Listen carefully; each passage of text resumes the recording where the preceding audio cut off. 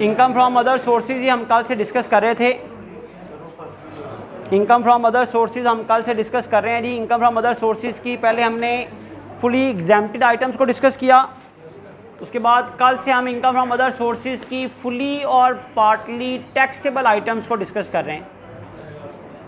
Income from other sources की fully और partly taxable items को डिस्कस कर रहे हैं। कुछ आइटम्स उसमें से रह गई हैं, उनको डिस्कस करने के बाद हम आगे चलेंगे। इनकम फ्रॉम अदर सोर्सेज की फुली टैक्सेबल और पार्टली टैक्सेबल आइटम्स, जिसमें सबसे पहले जी परफॉर्मेंस अवार्ड, परफॉर्मेंस अवार्ड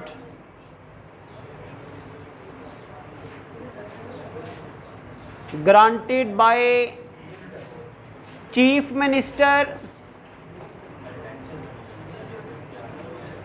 और प्राइम मिनिस्टर।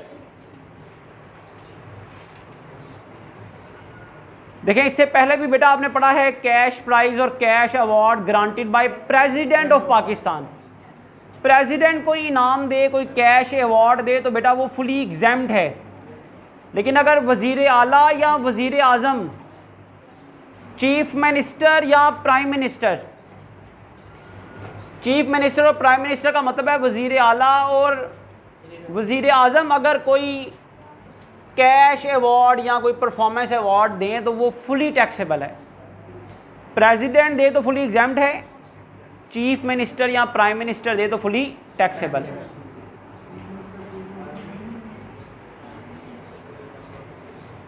उसके बाद है loan from father, brother, sister और एनी फ्रेंड और रिलेटिव इन कैश। अगर कोई लोन लेता है अपने किसी रिलेटिव से कैश में तो बेटा कैश लोन फुली टैक्सेबल है। ये पहले भी मैं बता चुका हूं कि लोन की अमाउंट क्रॉस चेक के ज़रिए ली होगी तो एग्जेम्प्ट होगी, अगर लोन की अमाउंट जो है वो क्रॉस चेक कैश में ली हुई है तो फुली टैक्सेबल होगी।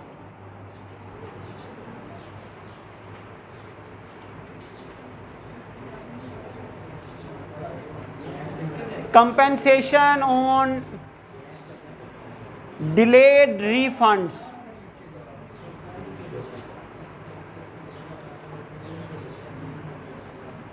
कंपेंसेशन ऑन डिलेड रीफंड्स हमने बेटा काइबर्स की डेफिनेशन पढ़ी थी। काइबर का मतलब हमने कहा था भाई Karachi interbank offering rate.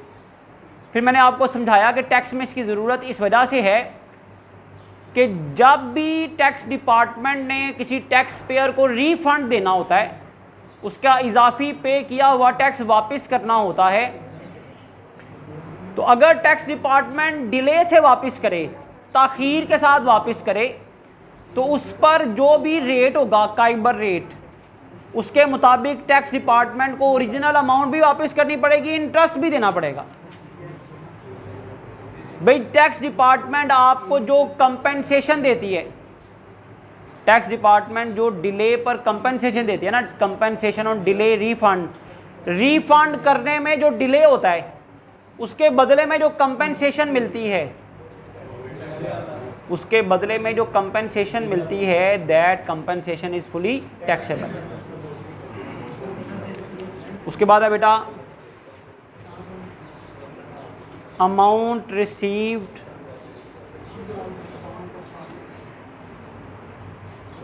In through inheritance, रकम मिली है जी विरासत में, लेकिन मिली इन कैश है।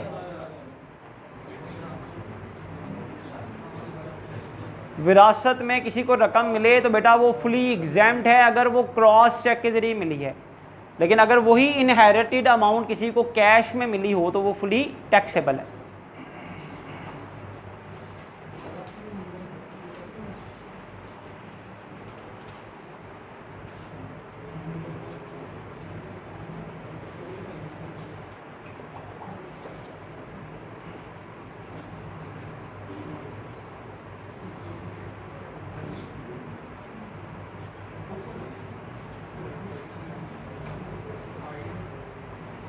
अगर किसी को बोनस शेयर्स मिले हैं प्राइवेट कंपनी की तरफ से, प्राइवेट कंपनी की तरफ से मिले हैं बोनस शेयर्स किसी को, तो वो इनकम फ्रॉम अदर सोर्सेज में फुली टैक्सेबल हो जाएंगे। प्राइवेट कंपनी की बात हो रही है, अगर किसी को प्राइवेट कंपनी की तरफ से बोनस शेयर्स मिलते हैं तो उन बोनस शेयर की जितनी वैल्यू है ना, वो आपकी इनकम है और वो फुली टैक्सेबल। लेकिन अगर लिस्टेड पब्लिक कंपनी की तरफ से बोनस शेयर मिले हो ना, तो फिर वो यहाँ पर नहीं लिखे जाते, यहाँ पर सिर्फ कौन से लिखे जाएंगे, प्राइवेट कंपनी की तरफ से मिले हुए शेयर। बेटा यहाँ तक इनकम फ्रॉम अदर सोर्सेज भी कंप्लीट हो गया। आप ये देखें, आपने पहला पेज निकालें शाबाश फॉर्मेट का। अगर जो लोग मेरी बात मानकर पहले पेज से फॉर्मेट को तरतीब से रिकॉर्ड करें ना, पहला पेज निकालें ज़रा। हमने स्टार्ट किया था, मैंने आपको पहले तो मकसद बताया था कि न्यूमेरिकल का मकसद क्या है। न्यूमेरिकल का पहला मकसद है जी टैक्सेबल इनकम निकालना, क्योंकि आपकी सारी इनकम मैंने बताया था टैक्सेबल नहीं होती। आपने खुद अभी देख भी लिया कि आपकी हर तरह की इनकम टैक्सेबल नहीं है। कुछ इनकम टैक्सेबल हैं, कुछ इनकम एग्जैम्प्ट हैं, और कुछ इनकम का कुछ हिस्सा टैक्सेबल और कुछ हिस्सा एग्जैम्प्ट है। इस वजह से हमने पहले टैक्सेबल इनकम निकालनी है। जब टैक्सेबल इनकम आ जाएगी तो फिर उस पर टैक्स अप्लाई कर देना है। तो यहाँ तक अगर आप पहले पेज से देखना शुरू करें तो हमने पहले इनकम फ्रॉम सैलरी को पढ़ा, फिर इनकम फ्रॉम प्रॉपर्टी को पढ़ा, फिर इनकम फ्रॉम बिजनेस को पढ़ा, फिर कैपिटल गेन्स को, और आज हमने इनकम फ्रॉम अदर सोर्सेज को भी कंप्लीट कर लिया। इनकम फ्रॉम अदर सोर्सेज को कंप्लीट कर लिया हमने, तो यहाँ तक आपके पांचों सोर्स ऑफ इनकम कंप्लीट हो गए। अगर आप याद करें तो मैंने आपको डेफिनेशन वाले चैप्टर में टोटल इनकम की डेफिनेशन पढ़ाई थी। टोटल इनकम की डेफिनेशन में बताया था, टोटल इनकम का मतलब ये है जब 5 हेड्स ऑफ इनकम को ऐड कर दिया जाता है। वो 5 हेड्स ऑफ इनकम क्या है, income from salary, income from property, business, capital gain और अदर सोर्सेज। इन 5 हेड्स ऑफ इनकम को जब ऐड कर दिया जाता है, इनमें जो जो इनकम टैक्सेबल होती है उनको जब ऐड कर दिया जाता है तो आपके पास आती है टोटल इनकम। जितनी भी अब तक जितनी भी अमाउंट्स आप आउटर कॉलम में लिख रहे थे, अब तक जितनी भी अमाउंट्स आप इनकम फ्रॉम सैलरी से शुरू होकर property, business, capital gain, other sources, जितनी भी इनकम आउटर कॉलम में लिख रहे थे उन सब का अब टोटल कर लेना है। उन सब का अब तो आपके पास आ जाएगी टोटल इनकम। क्या आ जाएगी, टोटल इनकम। अगला काम क्या है जी, अब टोटल इनकम का मतलब ये है कि ये आपकी कुल आमदनी है। अभी टैक्सेबल इनकम नहीं आई, अभी आप इस पर टैक्स नहीं लगा सकते। अगर आपको याद हो तो मैंने आपको तीसरे या चौथे लेक्चर में शुरू में इस सब्जेक्ट के टैक्सेबल इनकम की डेफिनेशन बताई थी। टैक्सेबल इनकम की डेफिनेशन बताई थी। टैक्सेबल इनकम का मतलब क्या है, टोटल इनकम में से डिडक्टेबल अलाउंसेस को माइनस कर दिया जाए। टोटल इनकम में से कुछ चीज़ों को माइनस कर दिया जाए जो कि लॉ परमिट करता है आपको, जिसकी इजाज़त आपको इनकम टैक्स ऑर्डिनेंस देता है। टोटल इनकम में से उन चीज़ों को माइनस कर दिया जाए तो जो बच जाने वाली इनकम है दैट इज़ टैक्सेबल इनकम। तो आज हमने अब डिस्कस करना है जी टोटल इनकम में से वो कौन सी चीज़ें हैं जो माइनस होती हैं। टोटल इनकम में से वो कौन सी 5 चीज़ें हैं जो माइनस होती हैं। लेस,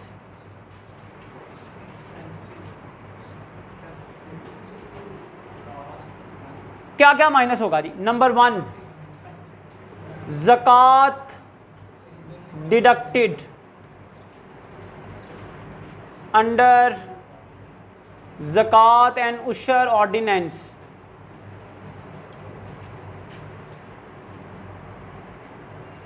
ज़कात डिडक्टेड अंडर ज़कात एंड उशर ऑर्डिनेंस।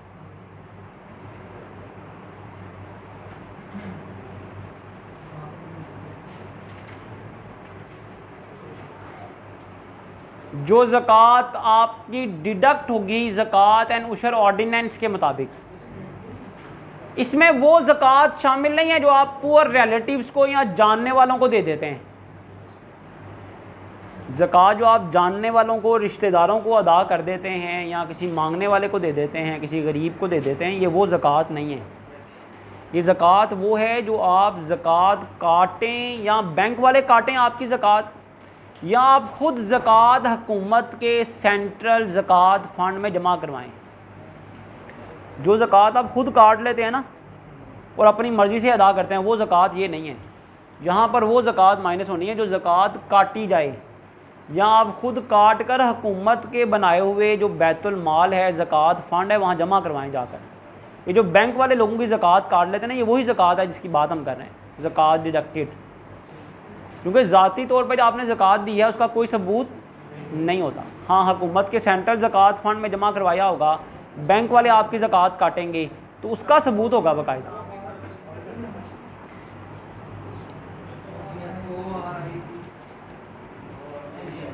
बेटा इसमें वो भी ज़कात शामिल नहीं है। ज़कात paid to the approved institution,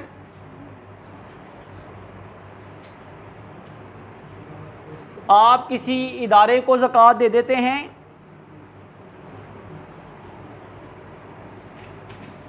under section 60, वो ज़कात जो आप किसी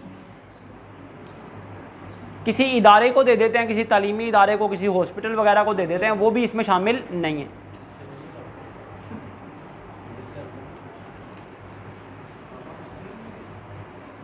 सेकंड है बेटा payment to the workers welfare fund.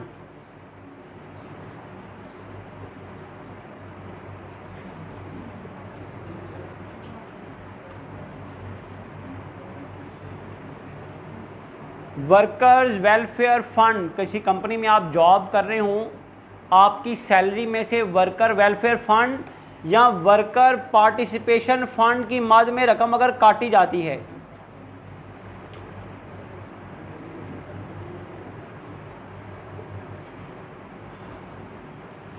आपकी सैलरी में से अगर वर्कर वेलफेयर फ़ंड की रकम या वर्कर्स पार्टिसिपेशन फ़ंड की रकम काटी जाती है अगर सैलरी में से, तो दैट इज़ आल्सो अलाउड कि आप उसे माइनस कर सकते हैं, payment to the worker welfare fund. इसके अलावा तीसरी चीज़, अगर कोई डोनेशन देता है, donation under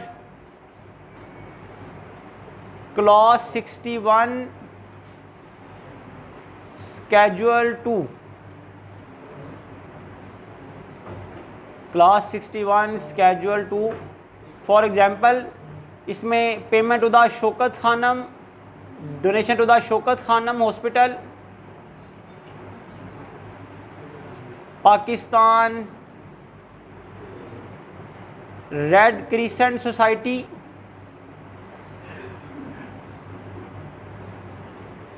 फातमिद foundation Karachi,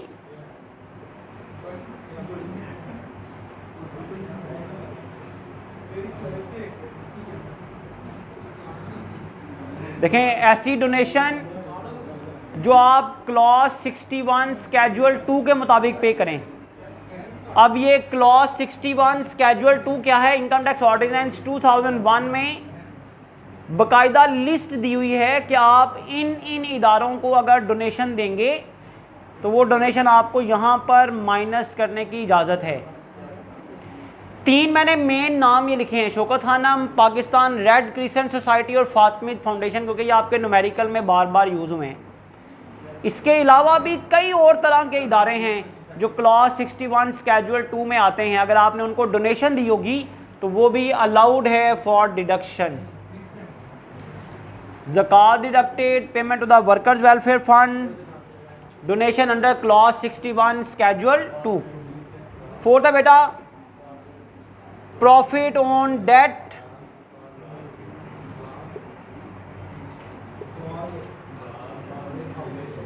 markup on housing finance.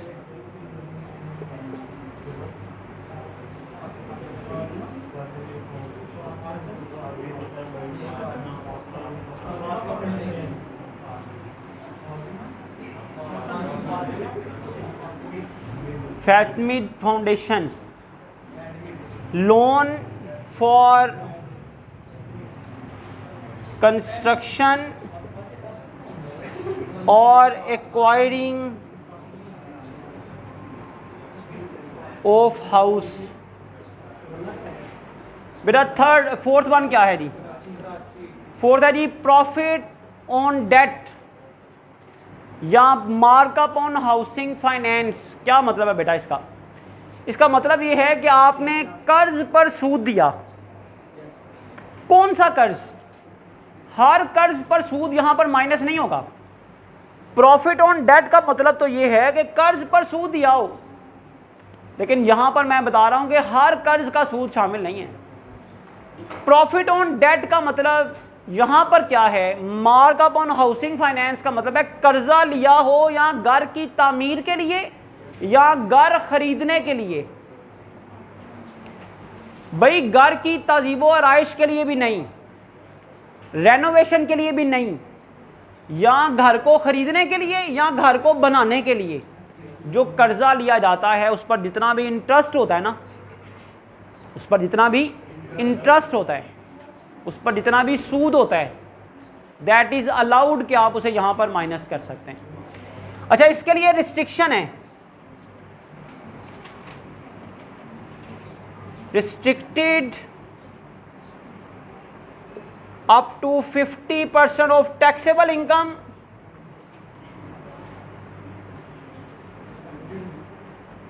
और ₹20 लाख।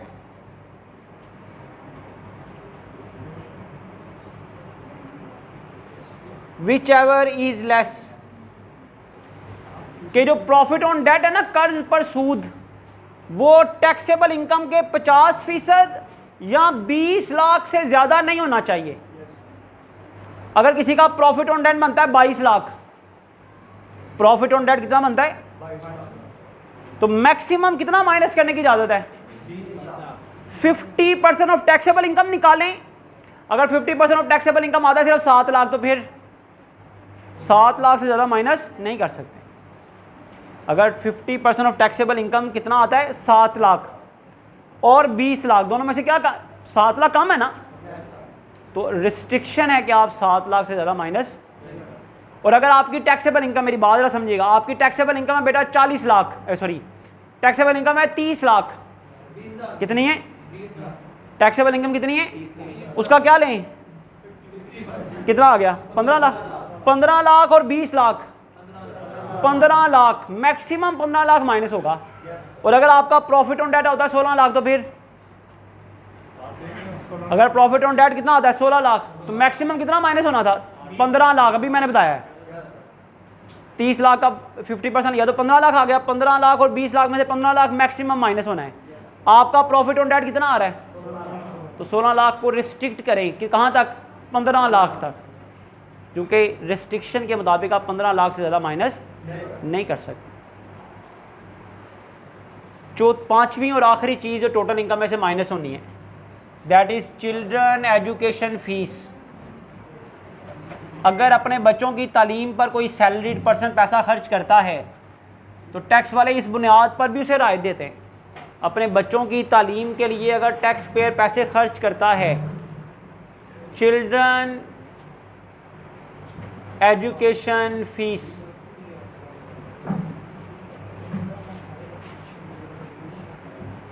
पहली चीज कौन सी माइनस होनी है टोटल इनकम में से? टोटल इनकम में से पहली चीज माइनस होनी है ज़कात डिडक्टेड। सेकंड माइनस होनी है payment to the workers welfare fund. Third बेटा माइनस होनी है donation under clause 61 schedule 2। Fourth minus होना है profit on debt markup on housing finance. ये बाद में जब मैंने प्रॉब्लम करवा रही होनी है ना, फिर अक्सर आप लोगों ने पूछा सर बताएं इसका क्या करना है, इसका क्या करना है। फिर मैंने कहना देखिए आप तब बातें करते जब मैं समझा रहा था ये, फिर मैंने कोई जवाब नहीं देना। हाँ सर मेरी बात याद रखिएगा, बाद में तब जाके मैंने नहीं समझाना। फिर वो न्यूमेरिकल में 20-21 एडजस्टमेंट होनी है, अगर वो मैं हर एडजस्टमेंट समझाने लग गया तो मैं 3-3 घंटे लग जाने न्यूमेरिकल करने में। तो अभी समझ लें आपका फ़ायदा है, बाद में न्यूमेरिकल जब शुरू होना है ना फिर मुझे ना पूछेगा सर इसका मतलब क्या है, ये आपने रिस्ट्रिक्ट क्यों कर दिया जी यहाँ पर। इसलिए मैं डेली बेसिस पे कहता हूँ डेली घर जाके इन फॉर्मेट को याद किया करें। जब वहाँ मैंने कहना नहीं जी ये रूल है, तो आपने कहना ये रूल कहाँ से आ गया। अभी अगर फॉर्मेट याद नहीं करे तो ये उम्मीद ना रखें कि न्यूमेरिकल आपसे होंगे, मैं 100% गारंटी से बात कह रहा हूँ। जो फॉर्मेट अब तक जिसने याद नहीं किया या इसके बाद जो पोर्शन है वो याद नहीं करेगा, याद करेगा तो आपको ये ज़ुबानी कल याद हो कि भाई 50% और 20 लाख का मतलब क्या है, ये 5 चीज़ें कौन सी हैं, ये ज़कात एंड ज़कात और उशर ऑर्डिनेंस का मैंने क्या रिस्ट्रिक्शन बताई थी जी, डोनेशन का कौन सी क्लॉज बताई थी आपको, क्योंकि पेपर में न्यूमेरिकल में उसने पूछना है कई दफ़ा डोनेशन सादी लिखी होगी, कई दफ़ा डोनेशन के साथ लिखा होगा क्लॉज 61 स्केड्यूल 2, तो दोनों डोनेशन में आपने डिफ्रेंशिएशन करनी है, ये नहीं कि हर डोनेशन माइनस हो जानी है, यहाँ पर सिर्फ वही डोनेशन माइनस होनी है जो क्लॉज 61 स्केड्यूल 2 के मुताबिक होगी। तो इसलिए मैं कहता हूँ बार बार डेली बेसिस पे फॉर्मेट याद करते रहें। पाँचवीं और आखिरी चीज़ जो माइनस होनी है, ये 4 हो गई, पाँचवीं और आखिरी चीज़ है चिल्ड्रन एजुकेशन फ़ीस। अगर किसी ने अपने बच्चों की तालीम पर पैसा खर्च किया है तो उसको ये अलाउड है कि वो माइनस करे, लेकिन उसकी कुछ पाबंदियाँ हैं।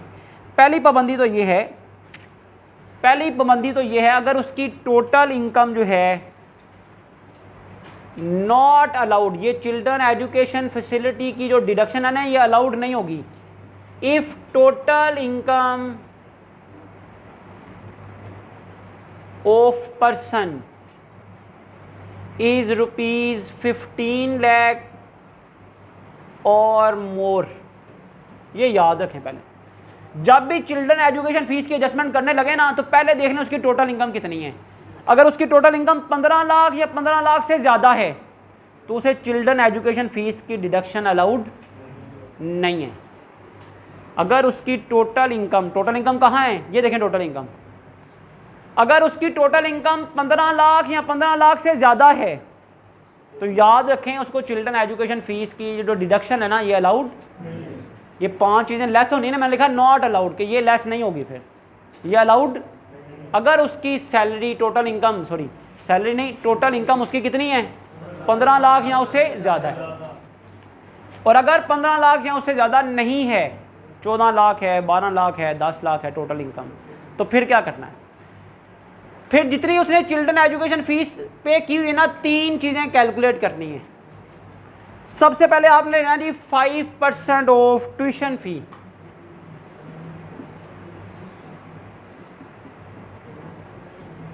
जितनी उसने अपने बच्चों की तालीम पर पैसा खर्च किया है ना, ट्यूशन फ़ी का 5% ले लें।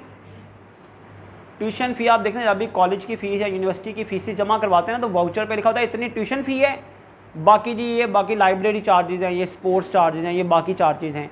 ट्यूशन फ़ी मतलब जो पढ़ाने के चार्जेज़ आपसे वो लेते हैं, उसका 5% लेकर लिख लें। लिख लिया जी, बल्कि इनर कॉलम में यहाँ पर तीसरा कॉलम 5% ऑफ ट्यूशन फ़ी लिख ली। उसके बाद 25% ऑफ टोटल इनकम ले लें, वो भी लिख लें। 25% ऑफ 5% ट्यूशन फ़ी का लेके भी लिख लें, 25% टोटल इनकम का लेकर भी लिख लें, और नंबर ऑफ चिल्ड्रन उनको मल्टीप्लाई कर दें 60,000 के साथ। जो मैक्सिमम चिल्ड्रन टैक्स डिडक्शन के लिए अलाउड है ना दैट आर 3। अगर किसी के 4 चिल्ड्रन भी है ना तो टैक्स के कानून में मैक्सिमम 3 ही लिखा जाएगा। 3 को मल्टीप्लाई कर दें 60,000। 60,000 उसकी सालाना फ़ी है जो कंसीडर की जा रही है।